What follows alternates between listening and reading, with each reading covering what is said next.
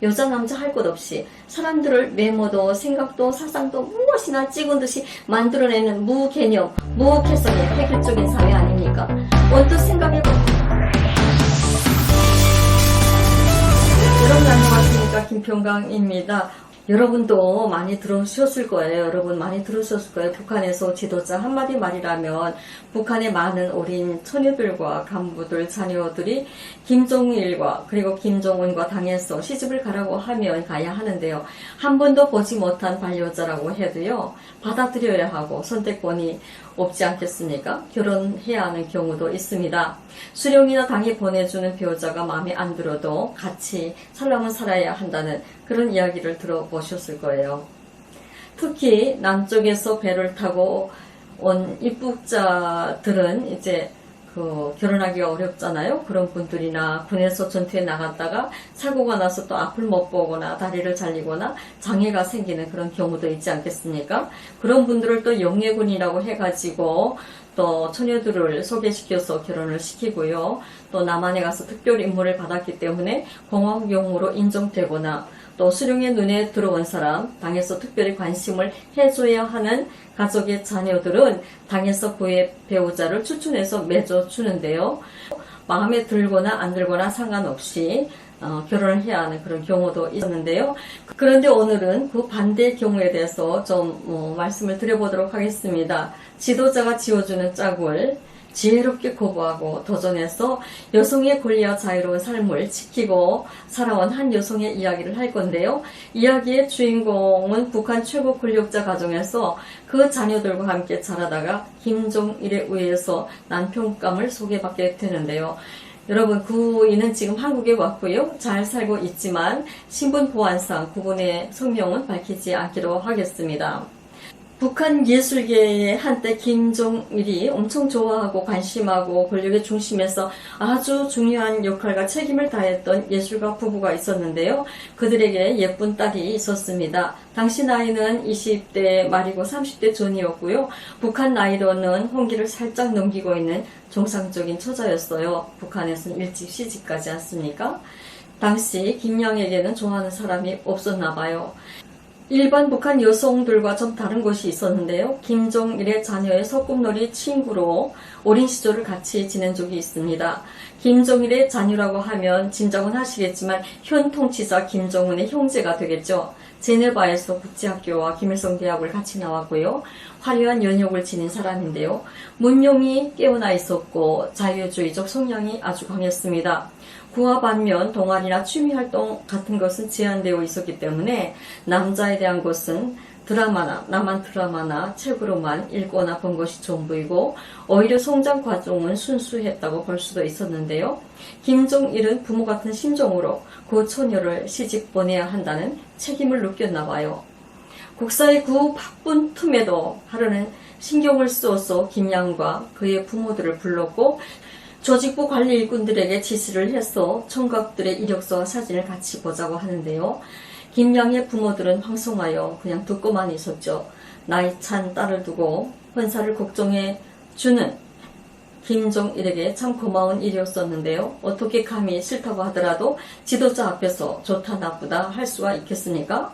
그런데 김정일이 소개한 그 청년들은 의외로 군인이었다고 해요. 예복을 입은 모습들이 반짝반짝 빛나는 군인 머표 또 견장을 탄 군인들인데 하나같이 당차 보이고 판에 박은 것처럼 그렇게 똑같이 보였습니다. 외모는 또 준수한 외모는 말할 것도 없고 학력, 현재 생활평가 자료까지 정말 빠질 데 없이 씻어놓은 파달처럼 모두 출중한 집안의 아들들이었었는데요. 하나같이 또렷한 사람이라고 하지만 딸이 군인 가족이 된다는 것이 어쩐지 내키지는 않았습니다. 김양의 부모는 군사에 대해서는 정말 문외한이라 몸을 고릴 수밖에 없었는데요. 저들의 집안과 아무 매치가 되지 않는 군인을 사위로 맞이하라고 하니 부모님들은 한순간 당황했습니다. 잘못하면 김정일이 뭐라고 화를 낼 수도 있으니까 감히 말도 못하고 눈치만 살피는데 당사자 김양의 생각은 달랐죠. 밑도 끝도 없이 어떻게 사진을 한번 보고 사람을 선택하라고 하는 것인지 말도 안 된다고 생각했죠. 아무리 수령이 보라고 하는 손이라도 한국 드라마만 보아온 자유스러운 청년 아니었겠습니까? 김양이 머뭇거리자 김정일이 그 이유를 물었는데요. 김양이 당돌하게 한마디 합니다. 지도자 선생님, 사진이 상체만 나와 있지 않습니까? 꼭 쌍둥이 같아 보입니다. 그들이 성격이 보이지 않습니다. 라고 분명하게 말하니까 김정일은 뜻밖의 크게 웃었다고 하네요. 아, 그럴 수 있겠네. 모두 똑같이 군복을 입고 있어서 그렇게 보이는군. 무개성의 청년들이란 말이지. 나도 그렇게 생각되는데. 그래서 내가 김양을 좋아하거든. 라고 흔쾌히 공감해 주었다고 하네요. 여기서 참 아이러니한 것이 있는데요. 참고로 말씀드리면 북한 사회는 여자 남자 할 것 없이 사람들을 외모도 생각도 사상도 무엇이나 찍은 듯이 만들어내는 무개념, 무개성의 획일적인 사회 아닙니까? 언뜻 생각해보면 북한은 개성의 자유가 없질 않겠습니까? 그런데 통치자 김정일은 무던히도 개성을 외우고 개성을 추구하고 개성을 창조해야 한다는 이야기를 무시로 했다라는 것입니다. 그런데 더 아이러니한 것은 김정일은 개성에 대해서 좋아한다는 사실을, 자신이 좋아한다는 사실을 가장 잘 시인하고 즐기고 음미하고 있었는데요. 그렇게 그는 말끝마다 사람은 개성이 있어야 하고 판에 박은 지성은 죽은 지성이라고 말했습니다. 영화의 성격 창조를 강조하고 소설도 등장인물들이 개성이 하나같이 다 달라야 한다라고 고집하는 사람이 김정일이었어요. 그래서 영화에는 뚱뚱한 사람도 나오고 뭐 약한 사람도 나오고 또 이렇게 잘생긴 사람도 있어야 하지만 또 못생긴 사람도 있어야 한다. 이런 영화 예술론에 그런 것도 있거든요. 그렇게 차별화를 고집하고 추구하는 사람이 북한을 하나의 독재 국가 체제로 만들었다라는 것이 너무나 생각할수록 아이러니한 것인데요. 실제로 그는 코미디언들의 집단을 기쁨조로 두었을 만큼 아무리 못된 놈이라고 하더라도 특별하고 개성이 강하면 그는 끌려했습니다. 다시 김양의 이야기로 돌아와서 김정일은 김양이에 대해서 이렇게 말합니다. 저렇게 똑똑한 여성에게 맞는 신랑감이 어디 있겠어. 힘들겠는걸. 직접 나가서 보고 제 눈으로 한번 골라보라고 하시오. 라고 이야기했는데요. 그런데 여기까지만 했으면 좋으련만 김정일은 다시 이렇게 다짐을 받습니다. 단 시간은 일주일만 주겠어. 일주일 동안에 너 좋다는 사람을 데려다 놓아. 라고 못 박았죠. 그날부터 김양은 정말 많이 바빴는데요. 유리한 조건으로 외출하게 되었고 또 북한의 범축전의 온갖 행사와 모임들을 돌면서 애인을 물색하였지만 김정일은 또 일꾼들을 따라붙게 하고 김양이 가고자 하는 것은 다 가지고 찾아주고 분석까지 같이 해서 자료를 가져오라고 지시를 주었습니다. 그런데 얼마 지나지 않아 김양은 다시 김정일에게 또다시 불려갔는데요. 약속된 시간 동안 남자 꼬부랭이 하나 주소 오지 못했기 때문입니다. 김정일은 자신만만하더니 왜 마음에 드는 사람이 그렇게 없더냐 라고 물었습니다. 김양이 대답했죠. 모두 한 사람같이 농포 같습니다. 북한에서 농포라는 말은요, 북한 말로 세련되지 못했다라는 데 쓰이고, 또 배우지 못하고 힘만 쓰는 어리석은 그런 사람들을 가리키는 말인데요. 김양은 이어서 또 이렇게 말했어요. 어떤 사람이 조금 때를 부셨다 하면 조직부에서 보고 조총련 귀국민이라고 하면서 안 된다고 합니다. 또 좀 세련된 사람이다 라고 하면 간부 가족 집안 자녀로 바람둥이라고 합니다. 또 한 사람을 봤는데요. 또 잡혀갔던 사람이라고 합니다. 전과 기록까지 있다고 해서 마음에 드는 사람을 찾지 못했습니다. 김양의 말을 듣고 있던 김정일이 말했습니다. 네, 그럴 줄 알았어. 이렇게 김정일은 기다리기라도 한 듯이 부하 하나를 불렀는데요. 키가 크고 멀쑥한 30대의 청년이 오정오정 따라 들어와서 격려를 붙였습니다. 아마도 대기시켰던 모양 같아요. 이제 아무 말 말고 그냥 살아! 라고 명령을 하였습니다. 김정일의 그 바쁜 속에서 김양을 시집 보내려고 안달복달 하는 걸 보면 그럴싸한 집안은 맞는 것 같은데 이번에까지 싫다고 하면 어떤 일이 벌어질지 알겠습니까?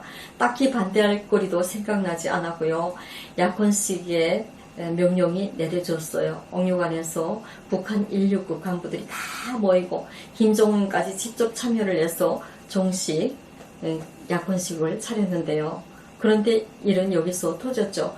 약혼식 파티가 끝나갈 무렵에 김양이 쓰러져 버렸습니다. 얼굴에 새파랗게 질리고 절망에 빠져서요. 화장실에서 구토하고 정신을 잃어버렸어요.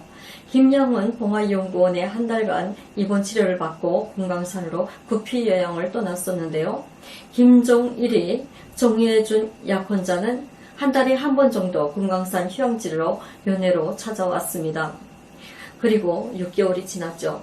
결혼식 날짜는 자꾸만 빨리 다가오고 김양은 평양으로 돌아오게 되었는데요. 부모들의 군심은 태산 같았어요. 예, 그래도 같이 살 사람이니 말도 섞어보고 데이트도 좀 해봐야 하지 않겠니? 부모들이 이렇게 채권을 하자 김양은 깊은 한숨을 내쉬고 말합니다. 그 사람은 나를 만나면 계속 땅만 바라보고 침을 뱉어요. 그 사람은 러시아 소설에 나오는 명문장을 제 것이처럼 돌돌 배우고 있어요. 정치가 참 아름답죠. 라는 말밖에 할 말이 없어요. 그것을 격언이랍시고 졸졸 외우는 걸 보면 머리도 나쁘지 않은 것 같은데 왜 그렇게 비문화적일까요? 그리고 절대로 그와 같이 살 수가 없다고 어렵게 선언을 했습니다. 그러나 온 가족이 사달이 났습니다. 딸의 결심을 지도자에게 패소시킬 방법이 도저히 없었죠. 더는 부모들에게 짐을 지우는 것은 안 되겠다. 김양이 아마 생각한 것 같아요. 자신이 직접 김정일을 찾아가서 이렇게 말했죠. 저는 싫습니다. 너무 미워서 절대로 안 되겠습니다. 김양은 주저하지 않았습니다. 다른 사람들 경우라면 감히 큰일을 났겠죠. 생각도 못할 일이지만 그의 이야기를 끝까지 들어준 김정일은 이번에도 김양이 이룬 당돌함을 오히려 좋아하는 것 같았어요. 그렇게 싫다면 할 수 없지. 김양은 긴 설명을 필요 없이 침을 뱉는다는 하나의 디테일 하나만으로 김정일을 납득시킬 수가 있었던 겁니다. 김양은 북한을 탈출하여 자유를 찾아서 한국으로 왔습니다.